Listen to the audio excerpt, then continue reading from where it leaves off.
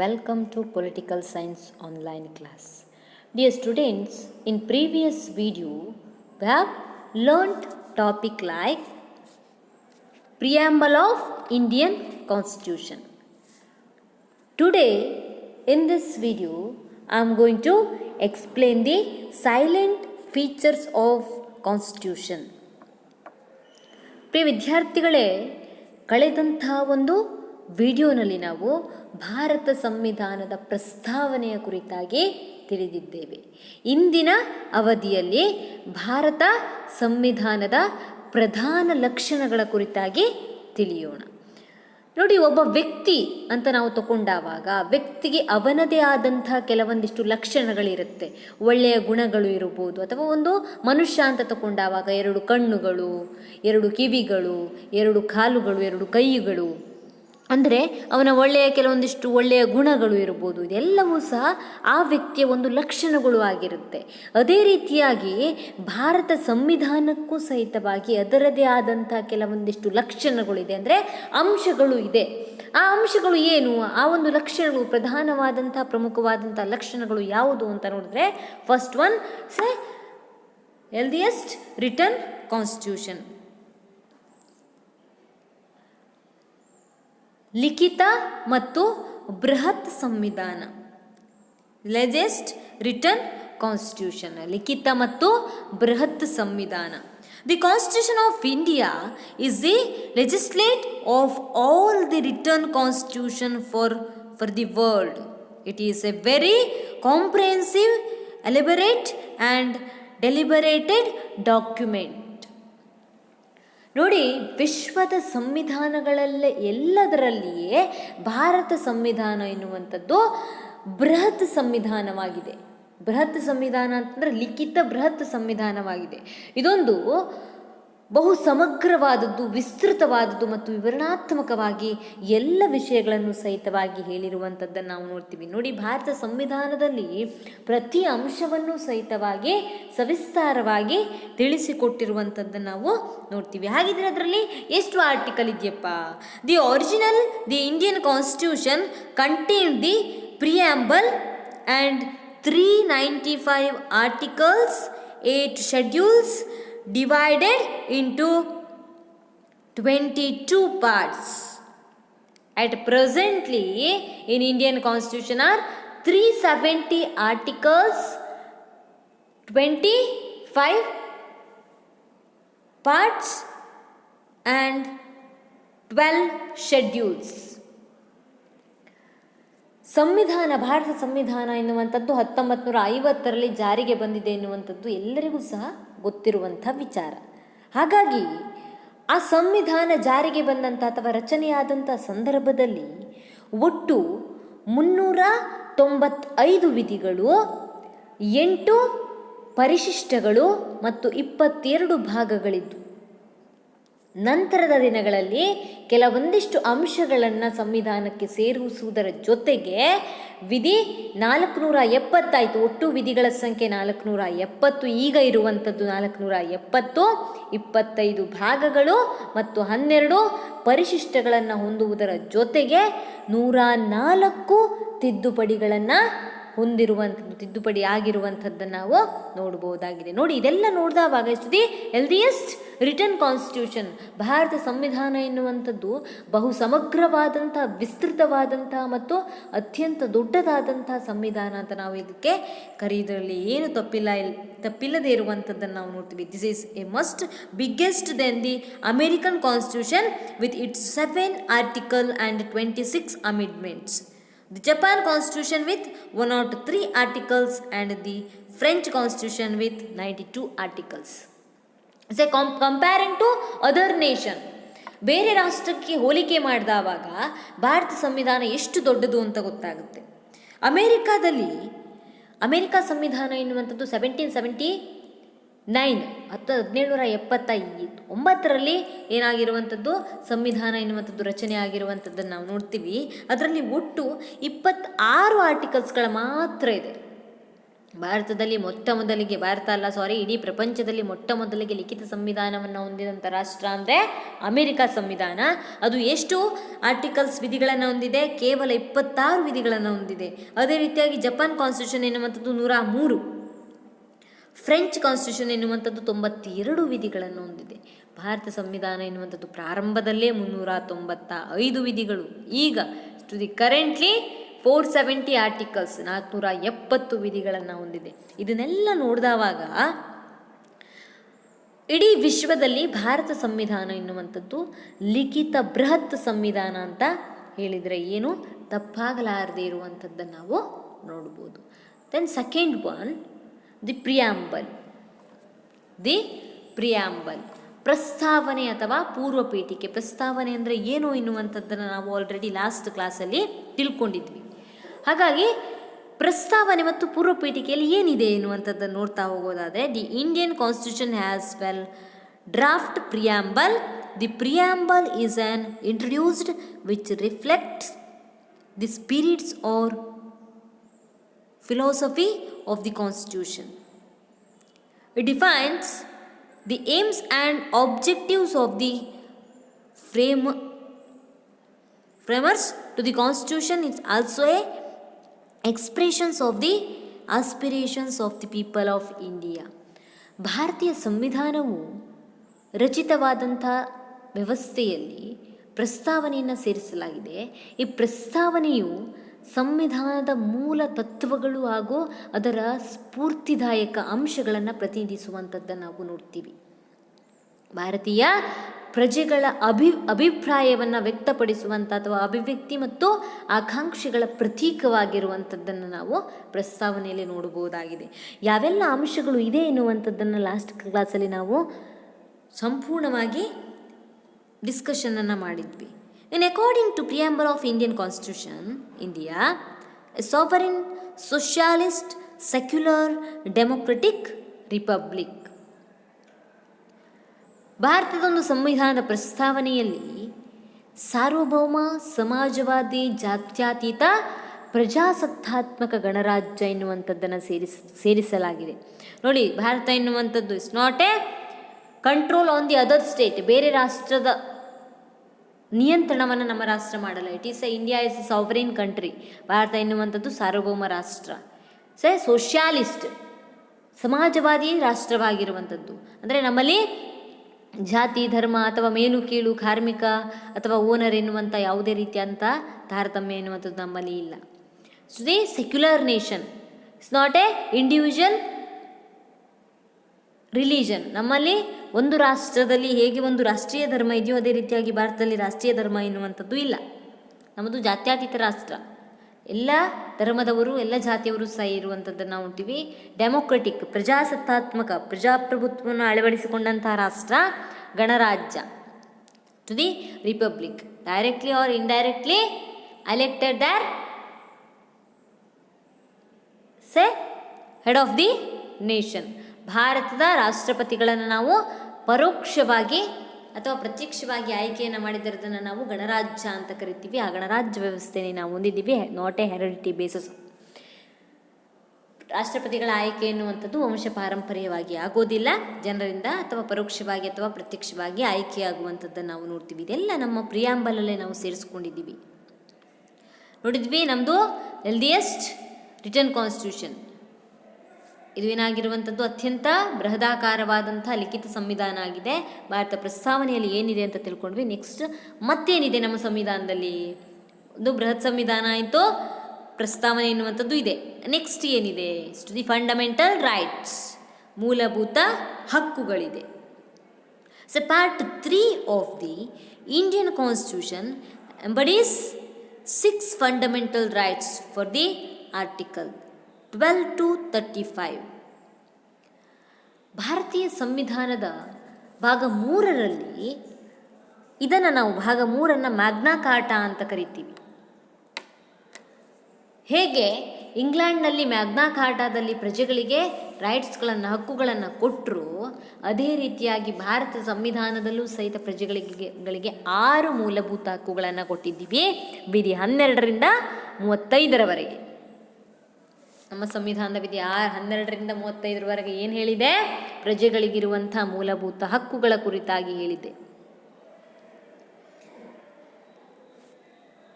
So today Magna Carta in Indian people, however, is a fundamental rights are not absolute but are subject the reasonable restriction. ಒಬ್ಬ ವ್ಯಕ್ತಿಗೆ ಮೂಲಭೂತ ಹಕ್ಕುಗಳು ಇಲ್ಲದೇ ಇದ್ದರೆ ಸಾಮಾನ್ಯವಾಗಿ ಅವರು ನೆಮ್ಮದಿಯುತವಾದಂಥ ಜೀವನವನ್ನು ಬದುಕಲಿಕ್ಕೆ ಖಂಡಿತವಾಗಿಯೂ ಸಾಧ್ಯ ಇಲ್ಲ. ವ್ಯಕ್ತಿಗೆ ತನ್ನ ಆತ್ಮವಿಶ್ವಾಸ ಎನ್ನುವಂಥದ್ದು ವೃದ್ಧಿಯಾಗಬೇಕು ಅಂತ ಇದ್ದರೆ, so right to liberty, right to equality, right to freedom, right to against exploitations in other rights are very important. ಒಬ್ಬ ವ್ಯಕ್ತಿ ತನ್ನ ವ್ಯಕ್ತಿತ್ವವನ್ನು ವಿಕಾಸ ಮಾಡಿಕೊಳ್ಬೇಕು ಅಂತಂದರೆ ಅಲ್ಲಿ ಸ್ವಾತಂತ್ರ್ಯ ಎನ್ನುವಂಥದ್ದು ಇರಬೇಕು, ಸಮಾನತೆ ಎನ್ನುವಂಥದ್ದು ಇರಬೇಕು, ನಿರ್ಭಯದಿಂದ ನಾವು ಬದುಕಬೇಕು. ಇದೆಲ್ಲ ಇದ್ದಾಗ ಮಾತ್ರ ವ್ಯಕ್ತಿಯ ವ್ಯಕ್ತಿತ್ವ ಎನ್ನುವಂಥದ್ದು ವಿಕಾಸ ಆಗಲಿಕ್ಕೆ ಸಾಧ್ಯ. ಹಾಗಾಗಿ ಭಾರತ ಸಂವಿಧಾನ ರಚನಾಕಾರರು ಯೋಚನೆ ಮಾಡಿಬಿಟ್ಟು ಭಾರತೀಯರಿಗೆ 6 ಪ್ರಮುಖವಾದಂಥ ಮೂಲಭೂತ ಹಕ್ಕುಗಳನ್ನು ಪ್ರೊವೈಡ್ ಮಾಡಿರುವಂಥದ್ದನ್ನು ನಾವು ನೋಡ್ತೀವಿ. ಇಷ್ಟು the fundamental rights is a guaranteed under the Indian constitutions deal with equality before ಲಾ.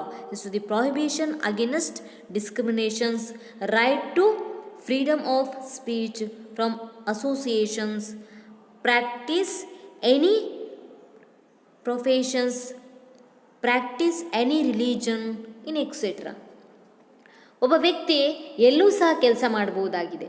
ತನಗೆ ಅನಿಸಿದ್ದನ್ನು ಹೇಳಲಿಕ್ಕೆ ಅವಕಾಶ ಇದೆ. ತನಗೆ ಬೇಕಾದ ಧರ್ಮವನ್ನು ಸೇರಲಿಕ್ಕೆ, ಪ್ರಚಾರ ಮಾಡಲಿಕ್ಕೆ ಅವಕಾಶವನ್ನು ಹೊಂದಿದ್ದಾನೆ. ಅಂದರೆ ನಮ್ಮ ಸಂವಿಧಾನದಲ್ಲಿ ಸಂಪೂರ್ಣವಾದಂಥ ಸ್ವಾತಂತ್ರ್ಯವನ್ನು ವ್ಯಕ್ತಿಗೆ ನೀಡಿದ್ದಾರೆ. ಜೊತೆಗೆ ಕೆಲವೊಂದಿಷ್ಟು ಪ್ರಮುಖವಾದಂಥ ಹಕ್ಕುಗಳನ್ನು ನೀಡುವುದರ ಜೊತೆಗೆ ಪ್ರತಿಯೊಬ್ಬ ವ್ಯಕ್ತಿಯ ವ್ಯಕ್ತಿತ್ವ ವಿಕಾಸಕ್ಕೆ ಅನುಗುಣವಾಗಿ ಮೂಲಭೂತ ಹಕ್ಕುಗಳನ್ನು ನೀಡಿರುವಂಥದ್ದನ್ನು ನಾವು ನೋಡ್ಬೋದಾಗಿದೆ. ಸೊ ಹಾಗಿದ್ರೆ ಫೋರ್ತ್ ಒನ್ ಫಂಡಮೆಂಟಲ್ ರೈಟ್ಸ್. ಇಷ್ಟು the fundamental rights and fundamental duties are the one coin and two face. ಹೋಲಿಕೆಯನ್ನು ನಾವು ಮಾಡಬಹುದು. ಮೂಲಭೂತ ಹಕ್ಕುಗಳು ಹೇಗೆ ಇರುತ್ತೋ ಅದೇ ರೀತಿಯಾಗಿ ಮೂಲಭೂತ ಕರ್ತವ್ಯಗಳು ಎನ್ನುವಂಥದ್ದು ಸಹ ಇಂಪಾರ್ಟೆನ್ಸನ್ನು ಪಡ್ಕೊಂಡಿರುವಂಥದ್ದನ್ನು ನಾವು ನೋಡ್ತೀವಿ. ಒಬ್ಬ ವ್ಯಕ್ತಿಗೆ ಬರೀ ಅಧಿಕಾರವನ್ನು ಕೊಟ್ಟರೆ ಅವನು ದುರಾಡಳಿತವನ್ನು ನಡೆಸ್ತಾನೆ. ಅದರ ಜೊತೆಗೆ ಅವನಿಗೆ ಜವಾಬ್ದಾರಿಯನ್ನು ನೀಡಬೇಕು. ಹಾಗಾಗಿ ಹೇಗೆ ಮನುಷ್ಯರಿಗೆ ಹಕ್ಕುಗಳನ್ನು ಕೊಡ್ತಾರೋ ಆ ಹಕ್ಕುಗಳ ಜೊತೆಗೆ ಕರ್ತವ್ಯಗಳನ್ನು ಸಹ ಸೇರಿಸಿಕೊಡಬೇಕಾಗುತ್ತೆ. ಅಂದಾಗ ಮಾತ್ರ ಆ ವ್ಯಕ್ತಿ ಜವಾಬ್ದಾರಿಯುತವಾಗಿ ನಡ್ಕೊಳ್ಳಿಕ್ಕೆ ಸಾಧ್ಯ. ಈಗ ನನಗೆ ಹೇಗೆ ಮಾತಾಡಲಿಕ್ಕೆ ಅವಕಾಶ ಇದೆ, ಸ್ವಾತಂತ್ರ್ಯ ಇದೆ ಅಂದ ತಕ್ಷಣ ಬೇಕಾಬಿಟ್ಟಿಯಾಗಿ ಮಾತಾಡಲಿಕ್ಕೆ ಸಾಧ್ಯ ಇಲ್ಲ. ನನ್ನ ಕರ್ತವ್ಯ ಏನು ಎನ್ನುವಂಥದ್ದನ್ನು ನಾನು ನೆನಪಿಟ್ಕೊಳ್ಬೇಕಾಗುತ್ತೆ. ಹಾಗಾಗಿ ಫಂಡಮೆಂಟಲ್ ಡ್ಯೂಟೀಸ್ಗಳನ್ನು ಸಹ ನಮ್ಮ ಸಂವಿಧಾನದಲ್ಲಿ ಸೇರಿಸಲಾಗಿದೆ. ಎಷ್ಟು the originally the constitution did not contain the fundamental duties. This where incorporated by the 42nd Amendment in 1976. ಮನುಷ್ಯರಿಗೆ ಮೂಲಭೂತ ಕರ್ತವ್ಯಗಳನ್ನು ಸಹ ನೀಡಿರುವಂಥದ್ದನ್ನು ನಾವು ನೋಡ್ತೀವಿ. ಸಂವಿಧಾನ ಜಾರಿಗೆ ಬಂದಾಗ ಮೂಲಭೂತ ಕರ್ತವ್ಯಗಳ ಬಗ್ಗೆ ಸಂವಿಧಾನದಲ್ಲಿ ಯಾವುದೇ ಪ್ರಸ್ತಾಪ ಇರಲಿಲ್ಲ. ತದನಂತರ 1976ರಲ್ಲಿ ಸಂವಿಧಾನಕ್ಕೆ 42ನೇ ತಿದ್ದುಪಡಿಯನ್ನು ಮಾಡುವುದರ ಜೊತೆಗೆ ಭಾರತೀಯ ಪ್ರಜೆಗಳಿಗೆ ಮೂಲಭೂತ ಕರ್ತವ್ಯಗಳನ್ನು ಸಹ ನೀಡಲಾಗುತ್ತೆ. Respect to the national anthem, national flag, ಪ್ರತಿಯೊಬ್ಬರೂ ಸಹ ರಾಷ್ಟ್ರಗೀತೆ, ರಾಷ್ಟ್ರಧ್ವಜ ಇದಕ್ಕೆಲ್ಲ ಗೌರವವನ್ನು ಸೂಚಿಸಬೇಕು, ಸೈನಿಕರನ್ನು ಗೌರವಿಸಬೇಕು. ಈ ರೀತಿಯಾಗಿ ಬಹಳಷ್ಟು ಮೂಲಭೂತ ಕರ್ತವ್ಯಗಳನ್ನು, ಸಾರ್ವಜನಿಕ ಪಾಸ್ತಿಯನ್ನು ಕಾಪಾಡಬೇಕು. ಹೀಗೆ ಬಹಳಷ್ಟು ಮೂಲಭೂತ ಕರ್ತವ್ಯಗಳನ್ನು ಭಾರತೀಯ ಪ್ರಜೆಗಳಿಗೆ ನೀಡಲಾಗಿದೆ. ಹೇಗೆ ಒಂದು ಮೂಲಭೂತ ಹಕ್ಕುಗಳನ್ನು ಕೊಟ್ಟಿದ್ದಾರೋ ಅದೇ ರೀತಿಯಾಗಿ ಮೂಲಭೂತ ಕರ್ತವ್ಯಗಳನ್ನು ಸಹ ಇಂತಿಷ್ಟನ್ನು ಜನರು ಮಾಡಲೇಬೇಕಾಗುತ್ತೆ. Next parliamentary form of government. Parliamentary form of government, ಸಂಸದೀಯ ಮಾದರಿ ಸರ್ಕಾರ. Indian Constitution provides for the parliamentary form of government, both at the center and state. ಭಾರತೀಯ ಸಂವಿಧಾನವು ಕೇಂದ್ರ ಮತ್ತು ರಾಜ್ಯಗಳಲ್ಲಿ ಕ್ರಮವಾಗಿ ರಾಷ್ಟ್ರಪತಿ ಮತ್ತು ರಾಜ್ಯಪಾಲರು ಸಾಂವಿಧಾನಿಕ ಮುಖ್ಯಸ್ಥರಾಗಿರುವಂಥದ್ದನ್ನು ನಾವು ನೋಡ್ತೀವಿ. ಭಾರತೀಯರೇ ಹಾಗೆಯೇ ಕೇಂದ್ರ ಮತ್ತು ರಾಜ್ಯಗಳಲ್ಲಿ ಸರ್ಕಾರಗಳಲ್ಲಿ ಕಾರ್ಯಾಂಗ ಶಾಸಕಾಂಗದಿಂದ ಸೃಷ್ಟಿಯಾಗಿ ಅದಕ್ಕೆ ಜವಾಬ್ದಾರಿಯುತವಾಗಿ ಕಾರ್ಯವನ್ನು ನಿರ್ವಹಿಸಬೇಕು. ಲಾಸ್ಟ್ ಒಂದು ಯೂನಿಟಲ್ಲಿ ನೀವು ನೋಡಿದ್ರಿ ಪಾರ್ಲಿಮೆಂಟರಿ ಫಾರ್ಮ್ ಆಫ್ ಗವರ್ನಮೆಂಟ್, ಸಂಸದೀಯ ಮಾದರಿಯ ಸರ್ಕಾರ ಎಂದ್ರೇನು ಎನ್ನುವಂಥದ್ದನ್ನು ನಾವು 4ನೇ ಅಧ್ಯಾಯದಲ್ಲಿ ತಿಳ್ಕೊಂಡಿದ್ವಿ. ಹಾಗಾಗಿ ಸಂಸದೀಯ ಮಾದರಿಯ ಸರ್ಕಾರವನ್ನು ಭಾರತ ಅಳವಡಿಸಿಕೊಂಡಿದೆ. To the parliamentary form of government, real executive is created by and responsible to legislature both at the central and state. ಶಾಸಕಾಂಗದಿಂದ ಕಾರ್ಯಾಂಗ ಎನ್ನುವಂಥದ್ದು ರಚನೆಯಾಗಿರುತ್ತೆ. ಅದೇ ರೀತಿಯಾಗಿ ಕಾರ್ಯಾಂಗ ಎನ್ನುವಂಥದ್ದು ಶಾಸಕಾಂಗಕ್ಕೆ ಜವಾಬ್ದಾರಿಯುತವಾಗಿ ಕೆಲಸ ಮಾಡಬೇಕು. ಯಾವುದರಲ್ಲಿ? ಸಂಸದೀಯ ಮಾದರಿ ಸರ್ಕಾರ ವ್ಯವಸ್ಥೆಯಲ್ಲಿ. ಈ ರೀತಿಯಾದಂಥ ಸಂಸದೀಯ ಮಾದರಿ ಸರ್ಕಾರ ವ್ಯವಸ್ಥೆಯನ್ನು ಭಾರತ ತನ್ನ ಸಂವಿಧಾನದಲ್ಲಿ ಅಳವಡಿಸಿಕೊಂಡಿರುವಂಥದ್ದನ್ನು ನಾವು ನೋಡಬಹುದಾಗಿದೆ. Next 6th one, federal structure with unitary spirit. Federal structure with unitary spirit. ಸಂಯುಕ್ತತೆಯ ಜೊತೆಗೆ ಏಕಾತ್ಮಕತೆ. ಸಂಯುಕ್ತತೆಯ ಜೊತೆಗೆ ಏಕಾತ್ಮಕತೆ. The constitution of India establish of federal system of government with the features like dual government. It's a written constitution, divisions of power in etc. But Indian constitution also continues unitary features like the structure is a central government, single citizenship, common national anthem, flag, etc. ಭಾರತವು ಸಂಯುಕ್ತ ಮಾದರಿಯ ಸರ್ಕಾರದ ಜೊತೆಗೆ ಏಕಾತ್ಮಕ ಮಾದರಿ ಸರ್ಕಾರವನ್ನು ಅಳವಡಿಸಿಕೊಂಡಿದೆ. ಕಳೆದಂಥ ಒಂದು ಅವಧಿಯ unit ಪಾಠವನ್ನು ಮಾಡುವಂಥ ಸಂದರ್ಭದಲ್ಲಿ ನಾನು ನಿಮಗೆ ಹೇಳಿದ್ದೆ, ಭಾರತವು ಭಾಗಶಃ ಸಂಯುಕ್ತ ಮಾದರಿಯ ಸರ್ಕಾರವಾಗಿದ್ದರೆ ಭಾಗಶಃ ಏಕಾತ್ಮಕ ಮಾದರಿಯ ಸರ್ಕಾರ ವ್ಯವಸ್ಥೆಯನ್ನು ಹೊಂದಿದೆ ಅಂತ.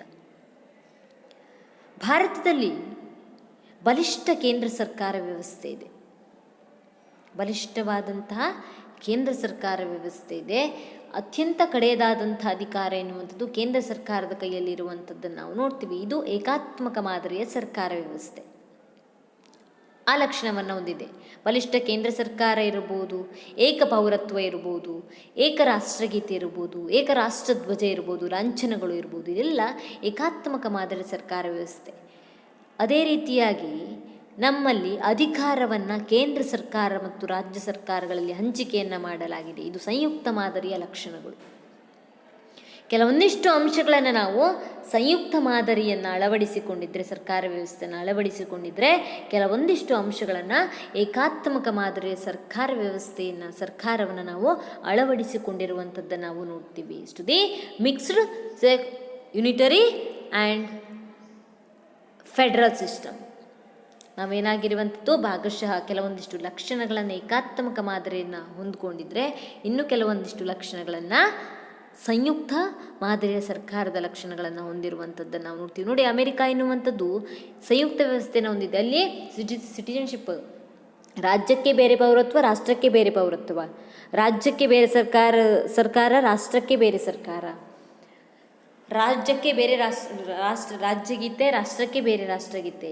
ಈ ರೀತಿಯಾಗೆಲ್ಲ ಅಮೆರಿಕದಲ್ಲಿದೆ. ಅದು ಸಂಯುಕ್ತ ಮಾದರಿ ಸರ್ಕಾರ. ಇದರ ಕೆಲವೊಂದಿಷ್ಟು ಅಂಶಗಳನ್ನು ಎರಡು ಸರ್ಕಾರ ವ್ಯವಸ್ಥೆಗಳಿರ್ಬೋದು, ಅಧಿಕಾರ ಹಂಚಿಕೆ ಇರ್ಬೋದು, ಇದೆಲ್ಲ ಭಾರತದಲ್ಲೂ ಸಹ ಅಳವಡಿಸಿಕೊಂಡಿದ್ದೀವಿ. ಅದೇ ರೀತಿಯಾಗಿ ಇಂಗ್ಲೆಂಡ್ನಲ್ಲಿ ಏಕಾತ್ಮಕ ಮಾದರಿ ಸರ್ಕಾರ ಇದೆ. ಅಲ್ಲಿ ಒಂದೇ ಕೇಂದ್ರ ಸರ್ಕಾರ ಇರುತ್ತೆ. ಇಲ್ಲೂ ಸಹ ಒಂದೇ ಕೇಂದ್ರ ಸರ್ಕಾರ ಭಾರತದಲ್ಲಿ. ಅದೇ ರೀತಿಯಾಗಿ ಏಕ ಪೌರತ್ವ ಎನ್ನುವಂಥದ್ದು ಇದೆ. ಇಡೀ ರಾಷ್ಟ್ರಕ್ಕೆ ಒಂದೇ ಪೌರತ್ವ, ಒಂದೇ ರಾಷ್ಟ್ರಗೀತೆ, ಬಲಿಷ್ಠ ಕೇಂದ್ರ ಸರ್ಕಾರ, ಇದೆಲ್ಲ ಏಕಾತ್ಮಕ ಮಾದರಿ ಸರ್ಕಾರ. ಇದು ಎರಡನ್ನೂ ಸಹ ಮಿಕ್ಸ್ ಆಗಿ ಭಾರತ ಎನ್ನುವಂಥದ್ದು ಸೇರಿಸಿಕೊಂಡಿರುವಂಥದ್ದನ್ನು ನಾವು ನೋಡ್ತೀವಿ. Next directive principles of state policy. Directive principles of state policy, ರಾಜ್ಯ ನೀತಿ ನಿರ್ದೇಶಕ ತತ್ವಗಳು. ರಾಜ್ಯ ನೀತಿ ನಿರ್ದೇಶಕ ತತ್ವಗಳು. They are enumerated in part 4 of the Constitution. They can be classified into 3 categories: socialist, Gandhi and liberal. ಸಾಮಾಜಿಕ ಮತ್ತು ಆರ್ಥಿಕ ಪ್ರಜಾಸತ್ತಾತ್ಮಕತೆಯನ್ನು ವೃದ್ಧಿಸುವಂಥ ದೃಷ್ಟಿಯಿಂದ ಭಾರತ ಸಂವಿಧಾನದ 4ನೆಯ ಭಾಗದಲ್ಲಿ ರಾಜ್ಯ ನೀತಿ ನಿರ್ದೇಶಕ ತತ್ವಗಳನ್ನು ಸೇರಿಸಲಾಗಿದೆ. ಆ ತತ್ವ ಏನು ಹೇಳುತ್ತಪ್ಪ? ಸಮಾಜವಾದಿ ತತ್ವಗಳು, ಉದಾರವಾದಿ ತತ್ವಗಳು ಮತ್ತು ಗಾಂಧಿ ತತ್ವಗಳಿಂದ 3 ಭಾಗಗಳಾಗಿ ವರ್ಗೀಕರಿಸಲಾಗಿದೆ.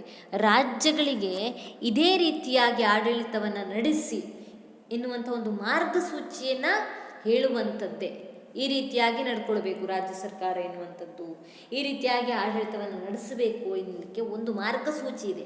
ಆ ಮಾರ್ಗಸೂಚಿಯನ್ನೇ ನಾವೇನಂತ ಕರಿತೀವಿ? ರಾಜ್ಯಕ್ಕೆ ಇರುವಂಥ ಒಂದು ಮಾರ್ಗಸೂಚಿಯಾಗಿರುತ್ತೆ.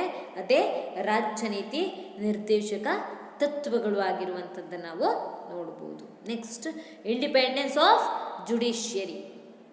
ಇಂಡಿಪೆಂಡೆನ್ಸ್ ಆಫ್ ಜುಡಿಷಿಯರಿ, ಸ್ವತಂತ್ರ ನ್ಯಾಯಾಂಗ. The framers of the Constitution were aware of the fact that democracy is a meaningless in the absence of the independent judiciary. This independence and impartial judiciary with the power of the judicial review was established. ಸ್ವತಂತ್ರ ನ್ಯಾಯಾಂಗವಿಲ್ಲದ ಪ್ರಜಾಪ್ರಭುತ್ವ ಅರ್ಥಹೀನವಾಗಿದೆ ಅಂತ ನಾವು ಹೇಳಬಹುದು. ಯಾಕೆ ಅರ್ಥಹೀನ? ನ್ಯಾಯಾಂಗಕ್ಕೆ ನ್ಯಾಯಿಕ ವಿಮರ್ಶಾಧಿಕಾರ ಇರಬೇಕಾಗುತ್ತೆ. ನ್ಯಾಯಾಂಗ ಎನ್ನುವಂಥದ್ದು ನಿಷ್ಪಕ್ಷಪಾತವಾಗಿ ತನ್ನ ಕಾರ್ಯವನ್ನು ತಾನು ಮಾಡಬೇಕಾಗುತ್ತೆ. ಶಾಸಕಾಂಗ ಇರ್ಬೋದು ಅಥವಾ ಕಾರ್ಯಾಂಗ ಇರ್ಬೋದು, ಇವುಗಳ ಇನ್ಫ್ಲುಯೆನ್ಸ್ಗೆ, ಇವುಗಳ ಒಂದು ಪ್ರೆಷರ್ಗೆ ಒಳಗಾಗದೆ, ಒತ್ತಡಗಳಿಗೆ ಒಳಗಾಗದೆ ನಿಷ್ಪಕ್ಷಪಾತವಾಗಿ ನ್ಯಾಯ ತೀರ್ಮಾನವನ್ನು ಮಾಡಬೇಕಾಗಿರುವಂಥದ್ದು ಅತಿ ಅವಶ್ಯಕವಾಗಿರುತ್ತೆ. ಅದಕ್ಕೋಸ್ಕರವಾಗಿಯೇ ನ್ಯಾಯಾಂಗ ಎನ್ನುವಂಥದ್ದು ಸ್ವತಂತ್ರವಾಗಿರಬೇಕು. ಭಾರತ ನ್ಯಾಯಾಂಗವು ಸಹ ಸ್ವತಂತ್ರವಾಗಿದೆ, ಇಂಡಿಪೆಂಡೆನ್ಸ್ ಆಗಿದೆ, ಯಾವುದರ ಒಂದು ಒತ್ತಡಕ್ಕೂ ಸಹ ಒಳಗಾಗಲ್ಲ. Indian constitution has established single independent judicial system with the Supreme Court at the affix and High Court at the state level. Supreme court ಒಂದೇ ಏಕ ನ್ಯಾಯಾಂಗ ವ್ಯವಸ್ಥೆ ಎನ್ನುವಂಥದ್ದು ನಮ್ಮಲ್ಲಿ ಇದೆ. ಒಂದೇ ರೀತಿಯಾದಂಥ ನ್ಯಾಯಾಂಗ ವ್ಯವಸ್ಥೆ ಎನ್ನುವಂಥದ್ದು ಇದೆ. ಸುಪ್ರೀಂ ಕೋರ್ಟ್ ಅಥವಾ ಸರ್ವೋಚ್ಚ ನ್ಯಾಯಾಲಯ ಎನ್ನುವಂಥದ್ದು ಅತ್ಯಂತ ಕೊನೆಯದಾದಂಥ ನ್ಯಾಯಾಂಗ ಆಗಿದೆ. ರಾಜ್ಯದಲ್ಲಿ ಹೈಕೋರ್ಟ್ ಅಥವಾ ಉಚ್ಚ ನ್ಯಾಯಾಲಯ ಎನ್ನುವಂಥದ್ದು ಕಡೆಯ ನ್ಯಾಯಾಲಯ ಆಗಿರುವಂಥದ್ದನ್ನು ನಾವು ನೋಡಬಹುದಾಗಿದೆ. ನ್ಯಾಯಾಂಗ ವ್ಯವಸ್ಥೆಯಲ್ಲಿ ನ್ಯಾಯವನ್ನು ಹೇಗೆ ತೀರ್ಮಾನ ಮಾಡ್ತಾರೆ? ಅಲ್ಲಿ ಸಾಕ್ಷಿ, ಸತ್ಯ ಇವುಗಳ ಆಧಾರದ ಮೇಲೆ ನ್ಯಾಯ ತೀರ್ಮಾನವನ್ನು ಮಾಡಲಾಗುತ್ತೆ. ಆದರೆ ನ್ಯಾಯ ತೀರ್ಮಾನದಲ್ಲಿ ಯಾವುದೇ ಒತ್ತಡ ಎನ್ನುವಂಥದ್ದು, ಪ್ರೆಷರ್ ಎನ್ನುವಂಥದ್ದು ಹಾಕೋ ಹಾಗೆ ಇಲ್ಲ. ಶಾಸಕಾಂಗ, ಕಾರ್ಯಾಂಗ ಎನ್ನುವಂಥದ್ದು ನ್ಯಾಯಾಂಗದ ಅಧಿಕಾರದಲ್ಲಿ ಹಸ್ತಕ್ಷೇಪವನ್ನು ಮಾಡಲಿಕ್ಕೆ ಸಾಧ್ಯ ಇಲ್ಲ. ಹಾಗಾಗಿ ಇದು ನಿಷ್ಪಕ್ಷಪಾತವಾಗಿ ನ್ಯಾಯ ತೀರ್ಮಾನವನ್ನು ಮಾಡಲಿಕ್ಕೆ ಸಹಾಯವಾಗಿರುವಂಥದ್ದನ್ನು ನಾವು ನೋಡ್ತೀವಿ. Next is a single citizenship, ಏಕ ಪೌರತ್ವ. In India as a union of States and there is a single citizenship for everyone.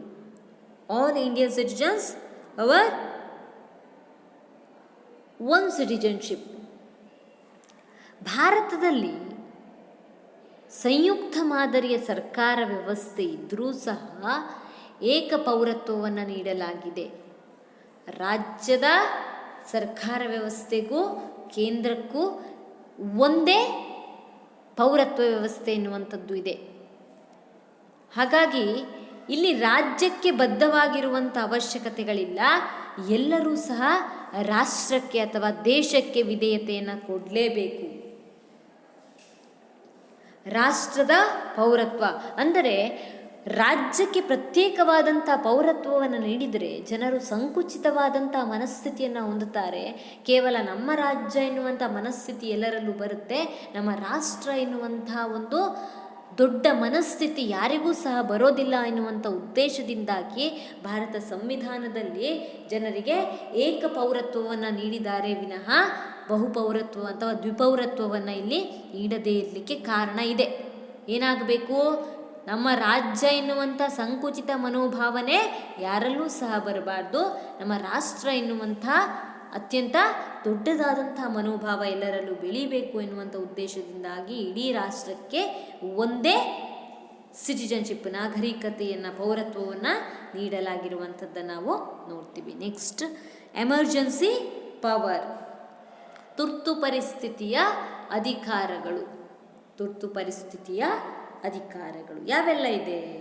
The Indian constitution contains on emergency provisions which empowers the president to meet any extraordinary situations in effectively.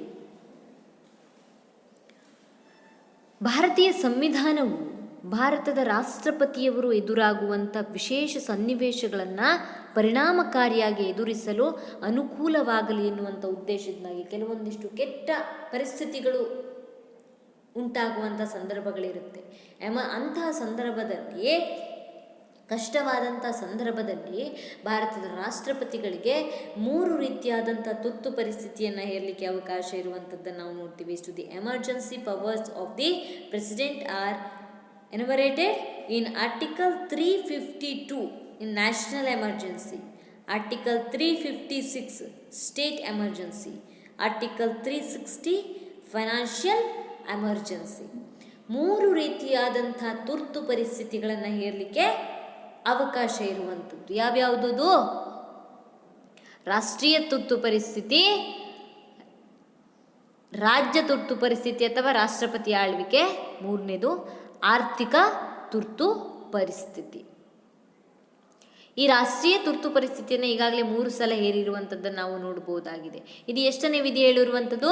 352ನೇ ವಿಧಿ ರಾಷ್ಟ್ರೀಯ ತುರ್ತು ಪರಿಸ್ಥಿತಿ ಅಥವಾ national ಎಮರ್ಜೆನ್ಸಿಯ ಕುರಿತಾಗಿ. ರಾಷ್ಟ್ರೀಯ ತುರ್ತು ಪರಿಸ್ಥಿತಿ ಅಂದರೆ ರಾಷ್ಟ್ರಕ್ಕೆ ಗಂಡಾಂತರ ಬಂದಂಥ ಸಂದರ್ಭದಲ್ಲಿ, ಯುದ್ಧ ಸನ್ನಿವೇಶಗಳಲ್ಲಿ ಇರ್ಬೋದು ಅಥವಾ ಇನ್ಯಾವುದೋ ಆಂತರಿಕ ದೊಡ್ಡ ಗಲಭೆಗಳಾದಂಥ ಸಂದರ್ಭದಲ್ಲಿ ತುರ್ತು ಪರಿಸ್ಥಿತಿಯನ್ನು ಹೇರಲಾಗುತ್ತೆ. ಅದು ಹೇರುವಂಥವ್ರು ಯಾರಾಗಿರ್ತಾರೆ? ರಾಷ್ಟ್ರಪತಿಗಳಿಗೆ ತುರ್ತು ಪರಿಸ್ಥಿತಿಯನ್ನು ಹೇರಲಿಕ್ಕೆ ಅವಕಾಶ ಇರುವಂಥದ್ದನ್ನು ನಾವು ನೋಡ್ತೀವಿ. Next, second one state emergency, ರಾಷ್ಟ್ರ ತುರ್ತು ಪರಿಸ್ಥಿತಿ ಅಥವಾ ರಾಷ್ಟ್ರಪತಿ ಆಳ್ವಿಕೆ ಅಥವಾ ರಾಜ್ಯ ತುರ್ತು ಪರಿಸ್ಥಿತಿ. ರಾಜ್ಯದಲ್ಲಿ ಸಂವಿಧಾನಾತ್ಮಕ ಕುಸಿತವಾದಾಗ, ಅಂದರೆ ಸರ್ಕಾರ ಬಹುಮತವನ್ನು ಕಳೆದುಕೊಂಡಾಗ, ಶಾಸಕಾಂಗದಲ್ಲಿ ಯಾವುದೇ ಪಕ್ಷ ಬಹುಮತದಲ್ಲಿ ಇಲ್ಲದೇ ಇದ್ದಾಗ ಅಥವಾ ಸರ್ಕಾರ ಬಿದ್ದು ಹೋದವಾಗ ರಾಜ್ಯಪಾಲರ ಆಳ್ವಿಕೆಯನ್ನು ರಾಷ್ಟ್ರಪತಿಗಳು ಹೇರ್ತಾರೆ. ಅಂದರೆ ರಾಜ್ಯಪಾಲರು ಇಲ್ಲಿ ಒಂದು ಹಂಗಾಮಿಯಾಗಿ ಸರ್ಕಾರವಾಗಿ ಕೆಲಸ ಮಾಡ್ತಾರೆ. ಅವರು ಹೇಳಿದಂತೆ ಆ ಒಂದು ರಾಜ್ಯದಲ್ಲಿ ಆಳ್ವಿಕೆ ನಡೆಯುವಂಥದ್ದನ್ನು ನಾವು ನೋಡ್ತೀವಿ. ಇದನ್ನೇ ರಾಜ್ಯ ತುರ್ತು ಪರಿಸ್ಥಿತಿ ಅಥವಾ ರಾಷ್ಟ್ರಪತಿ ಆಳ್ವಿಕೆ ಅಂತ.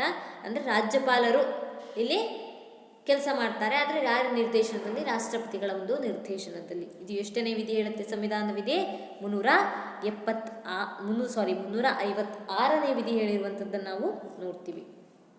Third one, article 360 is a financial emergency. 3ನೇದು ಆರ್ಥಿಕ ತುರ್ತು ಪರಿಸ್ಥಿತಿ. ಈ ಆರ್ಥಿಕ ತುರ್ತು ಪರಿಸ್ಥಿತಿ ಅಂದರೆ ಆರ್ಥಿಕವಾಗಿ ಮುಗ್ಗಟ್ಟು ಉಂಟಾದವಾಗ, ಆರ್ಥಿಕ ಕುಸಿತಗಳು ಉಂಟಾದಾಗ ಹೇರುವಂಥ ತುರ್ತು ಪರಿಸ್ಥಿತಿಗಳು. ಇದುವರೆಗೂ ಭಾರತದಲ್ಲಿ ಒಮ್ಮೆಯೂ ಸಹ ಆರ್ಥಿಕ ತುರ್ತು ಪರಿಸ್ಥಿತಿಯನ್ನು ಹೇರಿರದೇ ಇರುವಂಥದ್ದನ್ನು ನಾವು ನೋಡಬಹುದಾಗಿದೆ. ಈ 3 ತುರ್ತು ಪರಿಸ್ಥಿತಿಯನ್ನು ಹೇರಲಿಕ್ಕೆ ಅವಕಾಶ ಅಥವಾ ಅಧಿಕಾರ ಇರುವಂಥದ್ದು ಕೇವಲ ರಾಷ್ಟ್ರಪತಿಗಳಿಗೆ ಮಾತ್ರ ಇದ್ದಿರುವಂಥದ್ದನ್ನು ನಾವು ನೋಡ್ತೀವಿ. ಅಂದರೆ ಇವರು ರಬ್ಬರ್ ಸ್ಟಾಂಪ್ ಆಗಿರ್ತಾರೆ. ನಿಜವಾಗ್ಲಿಯೂ ಅಲ್ಲಿ ತುರ್ತು ಪರಿಸ್ಥಿತಿಯನ್ನು ಹೇರುವಂಥವ್ರು ಯಾರಾಗಿರ್ತಾರೆ? ಪ್ರಧಾನಮಂತ್ರಿಗಳಾಗಿರ್ತಾರೆ. ಆದರೆ ಅದಕ್ಕೆ ಯಾರ ಒಪ್ಪಿಗೆ ಬೇಕು? ರಾಷ್ಟ್ರಪತಿಗಳ ಒಪ್ಪಿಗೆ ಬೇಕಾಗಿರುವಂಥದ್ದನ್ನು ನಾವು ನೋಡಬಹುದು. ಇವಿಷ್ಟು emergency power. Next, universal adult suffrage, ಸಾರ್ವತ್ರಿಕ ವಯಸ್ಕ ಮತದಾನ. ಯೂನಿವರ್ಸಲ್ ಅಡಲ್ಟ್ ಸಫ್ರೇಜ್, ಸಾರ್ವತ್ರಿಕ ವಯಸ್ಕ ಮತದಾನ. In Indian Constitution has made provisions for universal adult suffrage. Is the citizens who have attained the age of 18 years are provided with the right to vote without any discriminations of caste, color, creed, sex or place of birth. It's not based on discriminations. ಯಾವುದೇ ಒಂದು ತಾರತಮ್ಯವನ್ನು ಮಾಡೋದಿಲ್ಲ. ಭಾರತ ಸಂವಿಧಾನವು ಸಾರ್ವತ್ರಿಕ ವಯಸ್ಕ ಮತದಾನ ಪದ್ಧತಿ ಅಳವಡಿಸಿಕೊಂಡಿದೆ. ನೋಡಿ, ಭಾರತದಲ್ಲಿ ಒಬ್ಬ ವ್ಯಕ್ತಿಗೆ ಮತದಾನ ಅಧಿಕಾರ ಎಷ್ಟು ವರ್ಷಕ್ಕೆ ಬರುತ್ತೆ? 18 ವರ್ಷಕ್ಕೆ ಬರುತ್ತೆ. 18 ವರ್ಷಕ್ಕೆ ಬಂದಾವಾಗ ಒಬ್ಬ ವ್ಯಕ್ತಿಗೆ 18 ವರ್ಷ ಆಗಿದೆ ಅಂದರೆ ಅವನಿಗೆ ಮತದಾನದ ಅಧಿಕಾರವನ್ನು ಯಾವುದರ ಆಧಾರದ ಮೇಲೆ ಕೊಡ್ತಾರೆ? ಅವನು ಯಾವ ಧರ್ಮ ಅಂತ ನೋಡ್ತಾರಾ? ಯಾವ ಜಾತಿ ಅಂತ ನೋಡ್ತಾರಾ? ಗಂಡು ಅಥವಾ ಹೆಣ್ಣು ಅಂತ ನೋಡ್ತಾರಾ? ಯಾವುದನ್ನೂ ಸಹ ಲೆಕ್ಕಕ್ಕೆ ಇಲ್ಲ. ಅವನು ಇಂಡಿಯಾ ಸಿಟಿಜನ್ ಆಗಿರಬೇಕು, ಭಾರತದ ಪ್ರಜೆ ಆಗಿರಬೇಕು ಅಲ್ವಾ? ಭಾರತದ ಪ್ರಜೆ ಆದ ನಂತರದಲ್ಲಿ ಅವನು ಇದೇ ಧರ್ಮದವನಾಗಬೇಕು, ಅವನು ಇದೇ ಜಾತಿಯವನಾಗಬೇಕು. ಹಾಗಾದರೆ ಮಾತ್ರ ಅವನಿಗೆ ವೋಟಿಂಗ್ ಪವರ್ ಇದೆ. ಹಾಗೇನಾದರೂ ಇದೆಯಾ? ಖಂಡಿತವಾಗಿಯೂ ಇಲ್ಲ.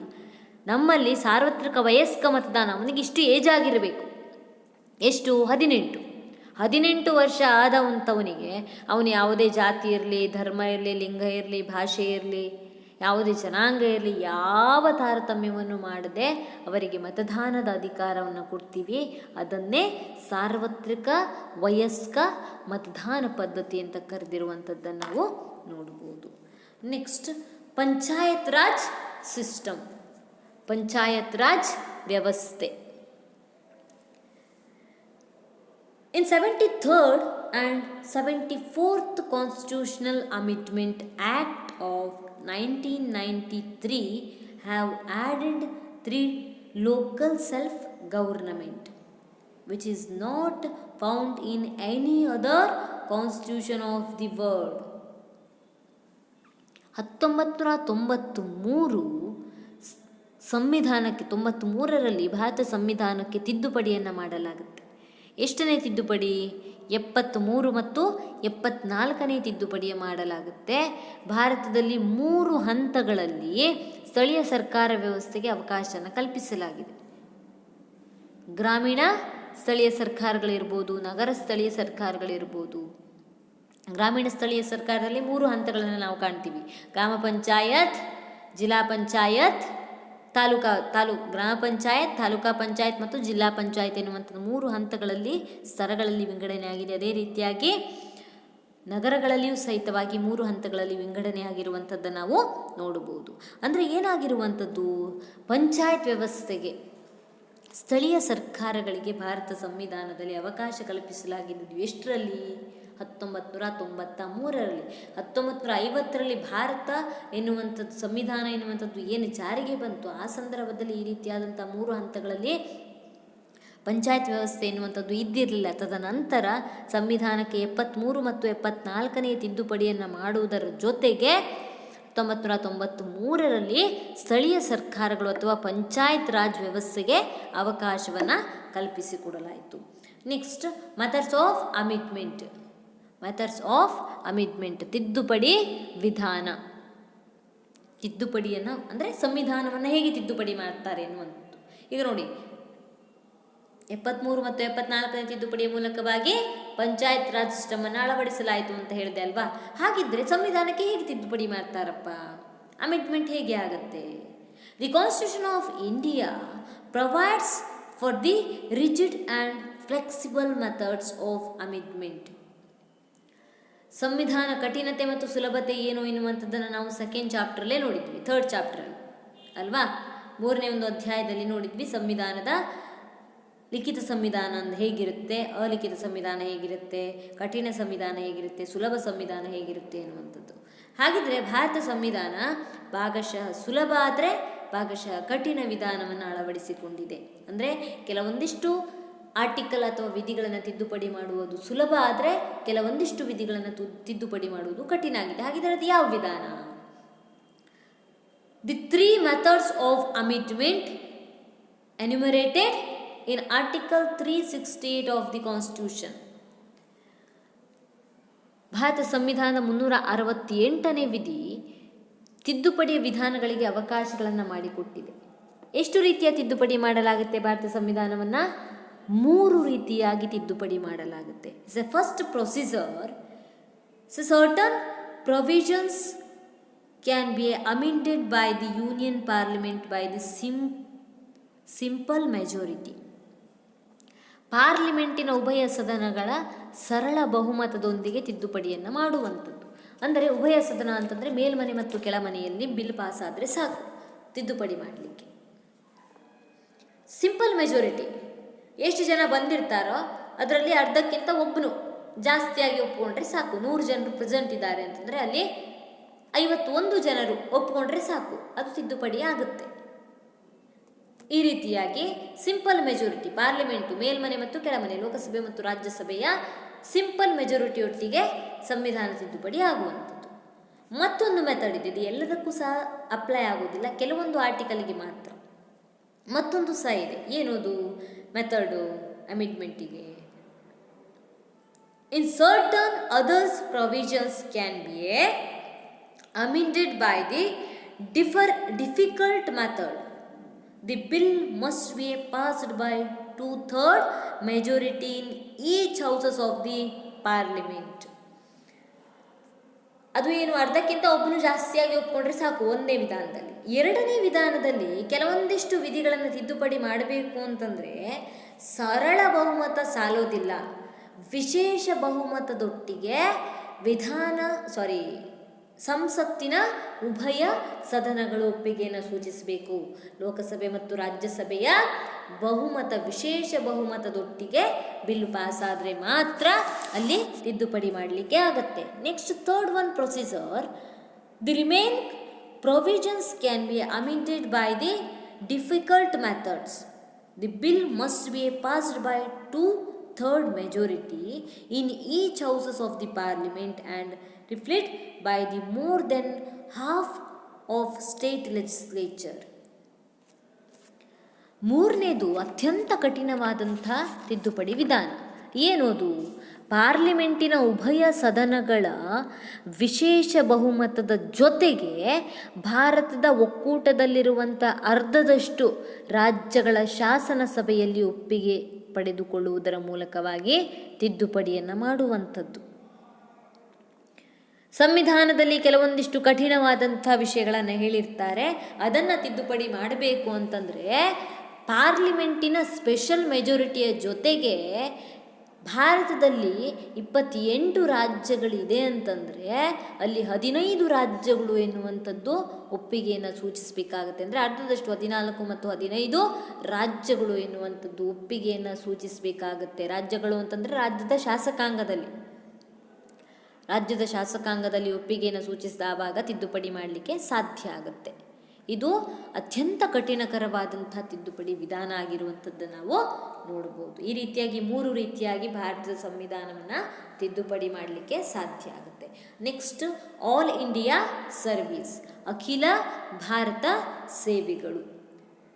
This is another features which is pointer the unitary character of Indian Constitution.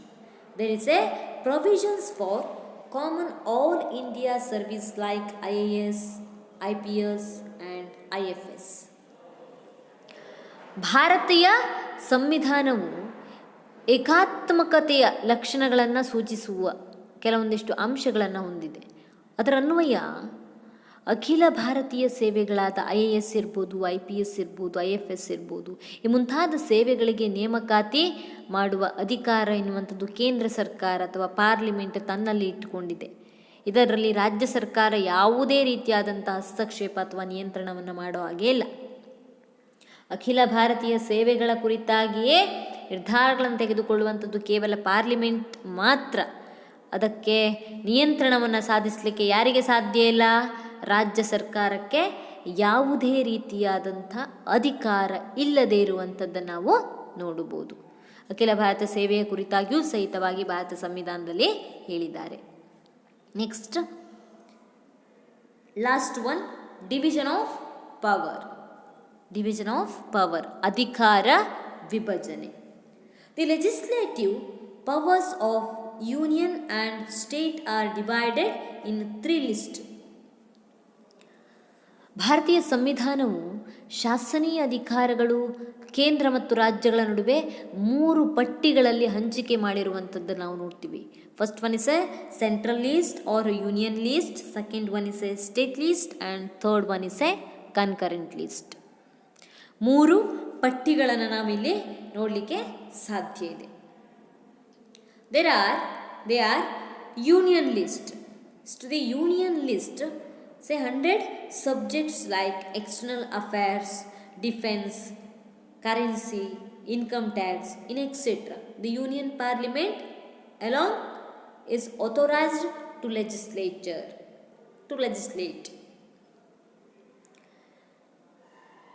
ಕೇಂದ್ರ ಪಟ್ಟಿ ಎನ್ನುವಂಥದ್ದು ಒಟ್ಟು 100 ವಿಷಯಗಳ ಕುರಿತಾಗಿ ಕಾನೂನನ್ನು ಮಾಡುವಂಥ ಅಧಿಕಾರ ಹೊಂದಿದೆ. ಅದರಲ್ಲಿ ಪ್ರಮುಖವಾಗಿ ಬಹಳ ಪ್ರಮುಖವಾದವುಗಳು ಅಂತಂದರೆ ವಿದೇಶಿ ವ್ಯವಹಾರಗಳು ಇರ್ಬೋದು, ರಕ್ಷಣೆ ಇರ್ಬೋದು, ನೋಟು ಮುದ್ರಣ ಇರ್ಬೋದು, ಆದಾಯ ತೆರಿಗೆ ಇರ್ಬೋದು, ಹೀಗೆ ಮುಂತಾದ ವಿಷಯಗಳ ಕುರಿತಾಗಿ ಕಾನೂನು ರೂಪಿಸುವಂಥ ಅಧಿಕಾರ ಎನ್ನುವಂಥದ್ದು ಕೇಂದ್ರ ಸರ್ಕಾರಕ್ಕೆ ಇರುವಂಥದ್ದನ್ನು ನಾವು ನೋಡ್ಬೋದು.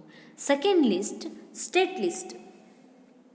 The state list consists of 61 subjects like the police, jails, PWD, land revenue, in etc. One which state legislature can be legislate. ರಾಜ್ಯ ಪಟ್ಟಿಯಲ್ಲಿ ನಾವು 61 ವಿಷಯಗಳನ್ನು ನೋಡಲಿಕ್ಕೆ ಸಾಧ್ಯ ಇರುವಂಥದ್ದನ್ನು ನಾವು ನೋಡಬಹುದು. 61 ವಿಷಯಗಳಿರುತ್ತೆ.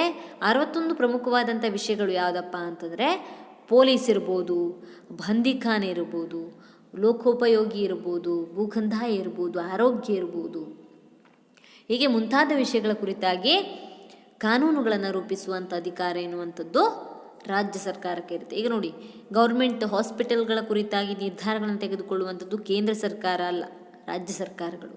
ಯಾಕೆ? ಅದು ಯಾವುದು ಆರೋಗ್ಯ ಎನ್ನುವಂಥದ್ದು ಯಾವುದರ ಒಂದು ಲಿಸ್ಟಲ್ಲಿ ಬರುತ್ತೆ? ಸ್ಟೇಟ್ ಲಿಸ್ಟಲ್ಲಿ ಬರುತ್ತೆ, ರಾಜ್ಯ ಪಟ್ಟಿಯಲ್ಲಿ ಬರುತ್ತೆ. ಹಾಗಾಗಿ ರಾಜ್ಯ ಸರ್ಕಾರ ಎನ್ನುವಂಥದ್ದು ಈ ಒಂದು ಆರೋಗ್ಯ ವಿಷಯಕ್ಕೆ ಸಂಬಂಧಪಟ್ಟಂತಹ ನಿರ್ಧಾರಗಳನ್ನು ತೆಗೆದುಕೊಳ್ಳುತ್ತೆ. ನೆಕ್ಸ್ಟ್ ಕನ್ಕರೆಂಟ್ ಲಿಸ್ಟ್, ಸಮವರ್ತಿ ಪಟ್ಟಿ. Say concurrent list has 52 subjects. There are include the labor, welfare, press, educations, newspaper, in etc. ಹಾಗಿದ್ರೆ ಸಮವರ್ತಿ ಪಟ್ಟಿಯಲ್ಲಿ ಬರುವಂಥ ವಿಷಯಗಳು 52 ಆಗಿದ್ದು, ಇದರ ಪ್ರಮುಖವಾದಂಥ ಸಬ್ಜೆಕ್ಟ್ಗಳು, ವಿಷಯಗಳು ಯಾವುದಪ್ಪ ಅಂತಂದರೆ ಕಾರ್ಮಿಕ ಕಲ್ಯಾಣಗಳಿರ್ಬೋದು, ಮುದ್ರಣ ಇರ್ಬೋದು, ಶಿಕ್ಷಣ ಇರ್ಬೋದು, ದಿನಪತ್ರಿಕೆಗಳಿರ್ಬೋದು, ಇವುಗಳೆಲ್ಲ ಕುರಿತಾಗಿ ಕಾನೂನು ಮಾಡುವಂಥ ಅಧಿಕಾರ ಕೇಂದ್ರ ಸರ್ಕಾರಕ್ಕೂ ಇರುತ್ತೆ, ರಾಜ್ಯ ಸರ್ಕಾರಕ್ಕೂ ಇರುತ್ತೆ. So on which both union and state legislatures can be legislative. ಕೇಂದ್ರ ಸರ್ಕಾರವೂ ಸಹಿತವಾಗಿ ಕಾನೂನುಗಳನ್ನು ಮಾಡುತ್ತೆ, ರಾಜ್ಯ ಸರ್ಕಾರವೂ ಸಹಿತವಾಗಿ ಕಾನೂನುಗಳ ಮಾಡುತ್ತೆ. ಯಾವ ಪಟ್ಟಿಯಲ್ಲಿರುವಂಥ ವಿಷಯಗಳ ಕುರಿತಾಗಿ? ಸಮವರ್ತಿ ಪಟ್ಟಿಯಲ್ಲಿರುವಂಥ ವಿಷಯಗಳ ಕುರಿತಾಗಿ. ಇವಿಷ್ಟು 3 ಲಿಸ್ಟ್ಗಳು.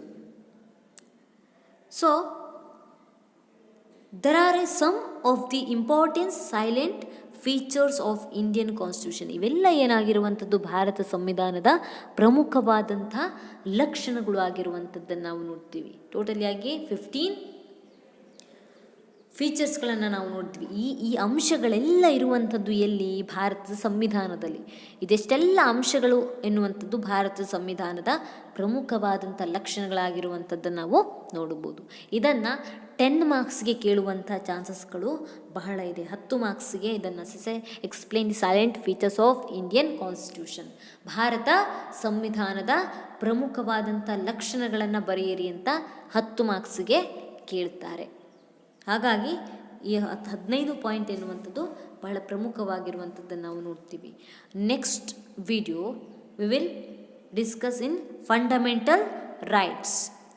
ಮುಂದಿನ ಒಂದು ಅವಧಿಯಲ್ಲಿ ನಾವು ಯಾವುದರ ಬಗ್ಗೆ ಚರ್ಚೆ ಮಾಡೋಣ?